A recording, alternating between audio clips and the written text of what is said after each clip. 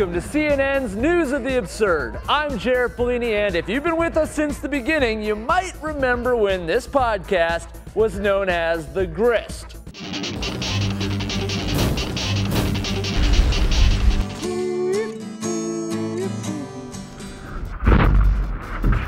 Later, it became The Grist with a Y. Thanks for downloading The Grist. Set up the proper phone! And now, of course, it's News of the Absurd.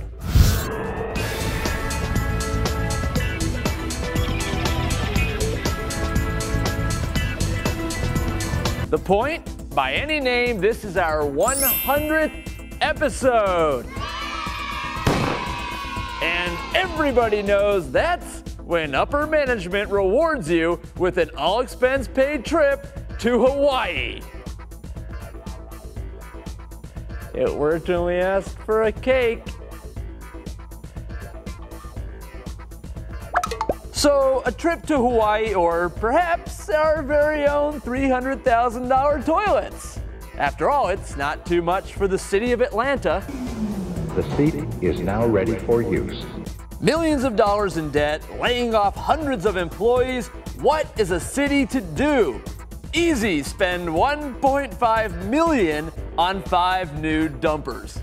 I'm surprised they're not gold toilet seats. Unbelievable. Clearly, not everyone is amused by the space-age push-button technology. If I'm going to a toilet, I'm going to use a toilet, not listen to someone talk to me, not listen to music being piped into me. Which, strangely, is all I've ever asked for. But while some may perceive them as a waste of money, others seem to like the new toilets. I love the toilets. What I really like about it is because this city has a lot of homeless people, and it's really accommodate them, go in there, wash their hairs, use the bathroom, and get out of there. I think it's really a beautiful, beautiful thing. And if you can get in by 6:59 p.m., shoot, maybe you can even spend the night. What? So it's not even a 24/7 toilet? So whether or not you support the expensive new toilets, it really doesn't matter, because you have to admit that it was a pretty bold move by the city. Hey, sorry about your job.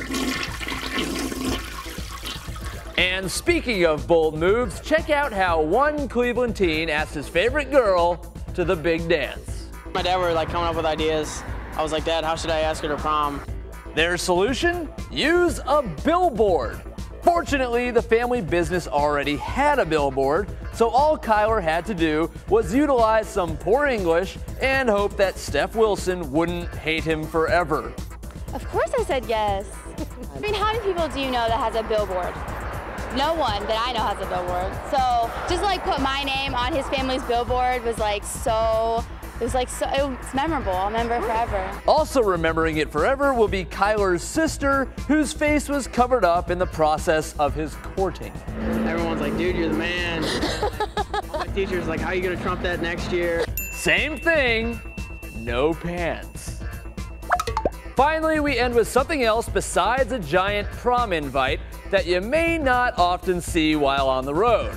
It's a 7-year-old driving an SUV. When I came through the back door, I looked on the counter, my keys were gone. Zakita Stratford was slightly less than pleased to also learn that her Dodge Durango was nowhere to be found. And that's because her grandson, Latarian, along with a friend, decided to go for a little joyride. I took my grandma's car because I got mad at my mom, and then I saw him had my friend come in, and he smokes with cigarettes. I yanked the thing. And off he went, cruising around town, safely navigating his way through heavy rush hour traffic, only managing to crash into 2 mailboxes, 2 parked cars, and 2 moving cars, officially qualifying him for the honor of best driver in all of South Florida. I want to do it because it's fun. It's fun to do bad things, to drive into a car. But did you know that you could perhaps kill somebody? Yes, but I wanted to do hood rat stuff with my friend. I want to whip his behind. That's what I want to do right now. If I thought they wouldn't take me to jail, I'd whip his behind right now. But does Latarian feel that he deserves to be punished?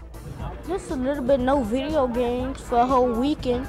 Of course, when he was finally faced with the cold hard facts, Latarian was quick to accept responsibility and offer a solution.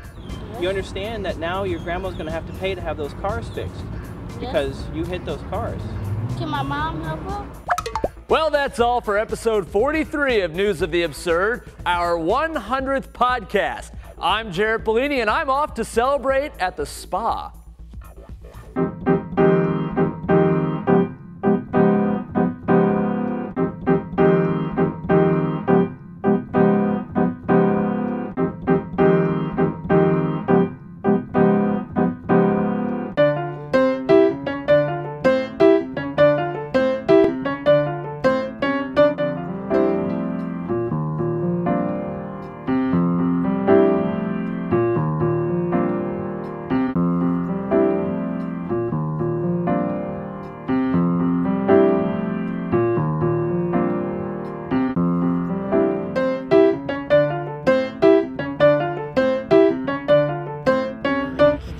Nothing like the spa.